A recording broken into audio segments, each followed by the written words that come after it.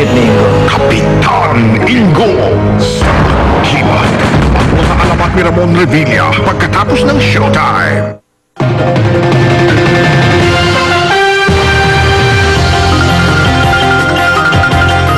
Narito na nagbabagang balita sa oras na ito. Malungkot na balita po mga kapamilya, pumanaw na po si dating Secretary Angelo Reyes na isinugod sa Quirino Labor Hospital kanina lamang. At sa una pong report namin, hindi po muna namin binanggit na pumanaw na si dating Kalihim Angelo Reyes sapagkat wala pa pong opisyal na pahayag ang ospital. At nasa linya po ng telepono si Atom Marolio para sa follow-up report. Atom, may opisyal na bang deklarasyon ang ospital hinggil sa pagpanaw ni Secretary Reyes?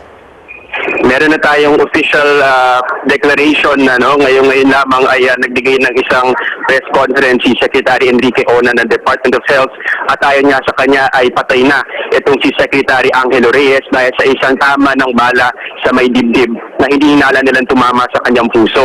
Dinala itong si Secretary Reyes dito sa Quirino Labor Hospital bandang 7:45 ng umaga at ayon kay Secretary Ona ay wala na siyang blood pressure at wala nang senyales ng buhay.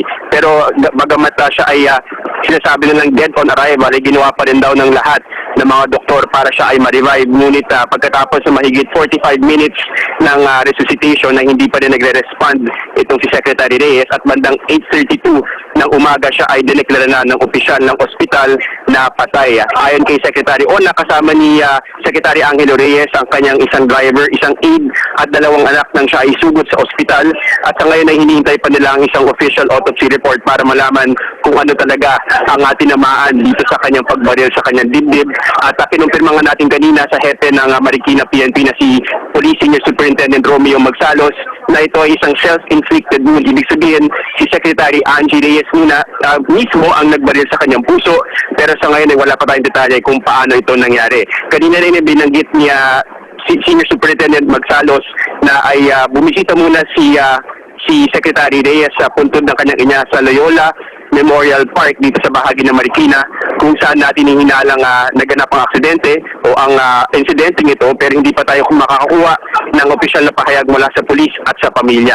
Sa ngayon ay patuloy pa rin ang press con ni Secretary Ona at kukuha pa tayo ng karagdagang detalye dito sa pangyayaring ito. Balik muna sa inyo.